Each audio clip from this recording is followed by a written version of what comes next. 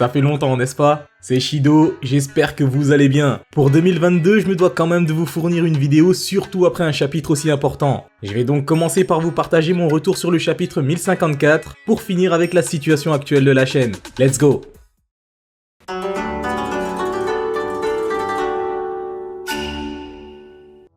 Bon les gars, c'était un chapitre de malade. Vraiment, si vous suivez mes lives, vous savez que je ne suis pas trop fan de la mise en scène de Wano, surtout concernant certains choix sur Onigashima. Je suis le premier à dire quand ça ne va pas, mais à côté de ça, dès que le travail du père Oda est excellent, faut rendre à César ce qui est à César. Bref, gros chapitre. J'avais déjà kiffé l'entracte concernant la rêverie. J'en ai même fait une review alors que j'en fais jamais. Pas fan du format. Bref. On dirait que le 1054 reste totalement dans la continuité de ce qui nous a été proposé dans le chapitre 956. Après un mois de pause, du jamais vu en 25 ans, il faut avouer que ce retour répond aux attentes. Quel chapitre! On nous avait fait de grandes promesses pour la dernière ligne droite de One Piece. Et là... l'introduction est exceptionnelle alors qu'on n'est même pas encore sorti de Wano. On a la présentation d'un amiral bien facho qui a soif de bagarre, une partie des retombées de la rêverie et du Shanks dans le rétroviseur qui prépare son entrée en scène. Franchement, c'est clairement l'un des meilleurs chapitres post-ellipse. Ma seule déception concerne les révélations importantes du chapitre. Parce que bien que c'était très surprenant, je n'ai pas bénéficié du même effet de surprise que tout le monde. Je vous explique.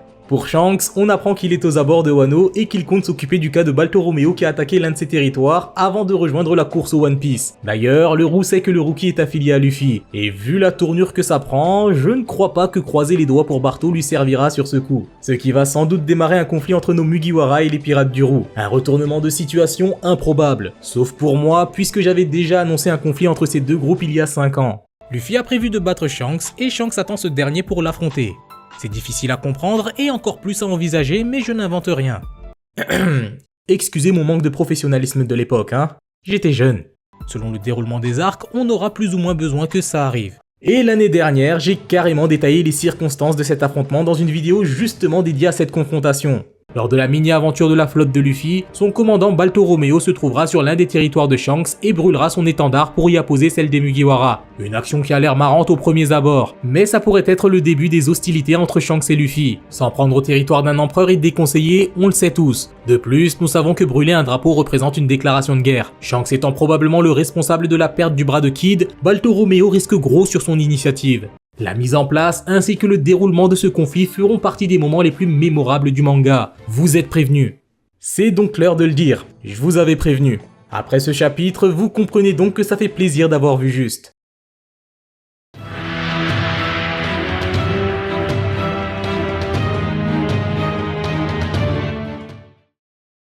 On enchaîne avec les événements de la rêverie. On en sait désormais davantage sur ce fameux conseil des rois. Les infos complètes du journal de Morgan se figurent dans ce chapitre. On apprend donc la mort du roi d'Alabasta Nefertari Cobra, ainsi que la disparition soudaine de sa fille Vivi. Il semblerait que les soupçons se portent sur l'armée des révolutionnaires, et en particulier sur Sabo qui était présent. Une nouvelle qui bouleverse totalement l'équilibre du monde. Encore une fois, cette annonce ne m'étonne pas tant que ça, vu que lors de l'une de mes seules reviews qui date de 2 ans, j'ai pré-shot ces événements.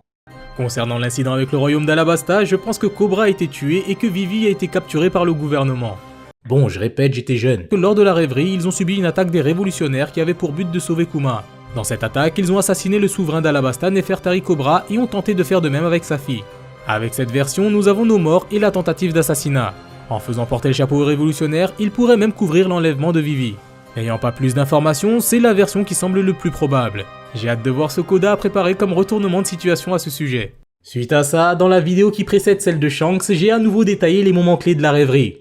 Avec l'incident du 4e jour des révolutionnaires et l'éventuelle disparition de Cobra, les infos de Morgans deviennent plus claires. Il a dû mettre un titre du genre « Sabo tue Cobra avec son éveil ultime de la fournaise d'Antarctique ». Vous avez compris, Sabo est probablement accusé de meurtre et en cavale d'après le journal. Bien que j'ai toujours été sûr de moi, ça reste surprenant d'avoir autant de réponses sur des sujets si différents en un seul chapitre. On se croirait au bingo. La mort de Cobra, j'ai. Disparition de Vivi, j'ai. Sabo qui est accusé de meurtre, j'ai. Sabo qui n'est ni mort ni capturé mais bel et bien en liberté ainsi qu'en cavale, j'ai. Shanks qui s'attaque à Barto, j'ai. La flotte qui sera à l'origine du conflit entre les pirates du roux et les Mugiwara, j'ai. Bingo! J'ai rempli la grille. Qui dit mieux? Shidoracle, et ça, c'était sans forcer. Du coup, comprenez qu'avec autant de déclarations confirmées, ma surprise n'était clairement pas la même. C'était plus de la satisfaction qu'autre chose. Revenons-en à nos moutons. D'après le journal, les révolutionnaires ont réalisé le braquage du siècle. Ils ont d'abord déclaré la guerre au gouvernement. On peut ajouter à cela le fait qu'ils ont pu sauver Kuma en plus d'avoir tué Cobra. Ça, c'est ce qui est dit officiellement. Mais on connaît le GM et Sabo, la partie du meurtre c'est plus que douteux. Pareil pour la disparition de Vivi. Il n'y a donc peut-être eu aucun mort. Perso, Cobra, mort ou vivant, voilà quoi. Dans tous les cas, si le sauvetage de Kuma est une réussite, Sabo a probablement reçu l'aide de Bonnie qui était sur place. On retrouvera donc Sabo en compagnie de la membre de la pire des générations et peut-être Vivi, qui sait. Tant qu'on y est, vu qu'on n'a toujours aucune info sur son équipage, il est fort probable que Jverly Bonnie rejoigne l'armée des révolutionnaires puisqu'elle semble avoir un lien avec Kuma. Pour ce qui est de la situation de Vivi et Cobra, on aura plus d'infos de la part du frère de Luffy. Du coup, vu qu'on a du mal à démêler le vrai du faux, un flashback s'impose sur certains événements de la rêverie.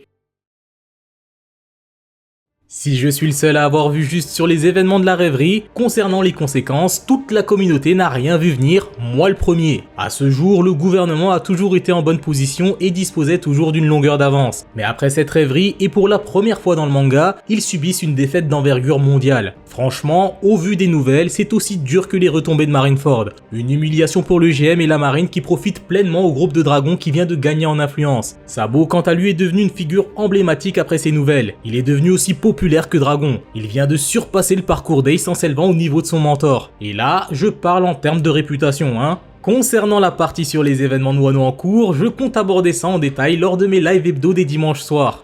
Pour finir avec ce chapitre, je trouve qu'il est vraiment excellent. Et le fait qu'aucun Mugiwara n'y apparaisse hors flashback montre toute la richesse de l'univers One Piece. Ce n'est pas la première fois que nous avons un chapitre de cette envergure sans la présence de nos protagonistes, et je trouve ça d'autant plus génial. Ce 1054 vient confirmer beaucoup de mes réflexions. Pour les abonnés de longue date de la chaîne, je tiens à m'excuser de vous avoir spoilé. Et c'est justement pour cette raison que j'ai décidé de ne plus poster de vidéos cette année. Comprenez qu'avec autant d'avance, je me devais de faire le nécessaire pour laisser mes collègues rattraper le retard. Parce que vu comme j'étais parti, j'allais vous révéler le One Piece et gâcher le plaisir de tout le monde. Allez, plus sérieusement, je ne me considère pas comme un théoriste One Piece. Je n'en ai pas énormément à mon actif parce que lorsque j'aborde le sujet, ce n'est pas pour faire rêver ou amuser la galerie. Je cherche vraiment la validation. Parce que faire 42 théories pour en avoir 2 de valides, c'est pas mon délire. C'est pour cette raison que je cherche à développer d'autres concepts. Il faut savoir que je suis seul dans la partie création de contenu et que ce n'est pas mon activité principale. J'ai la chance d'avoir une équipe fiable pour la gestion de la communauté. C'est vraiment des bons. Mais je tiens à m'occuper personnellement de l'aspect créatif. Mon objectif est de produire du contenu de qualité et cela régulièrement avec ma situation. Donc j'aurais l'impression de vous arnaquer si je produisais du contenu uniquement pour en produire sans vous divertir comme il se doit. On arrive dans la dernière ligne droite de One Piece et actuellement je bosse en coulisses pour vous proposer le contenu que vous méritez. J'ai seulement besoin de votre patience ainsi que votre confiance. Une chose est sûre, vous pouvez compter sur moi pour vous le rendre x1000. Restez branchés parce que je compte bien rejoindre cette dernière partie.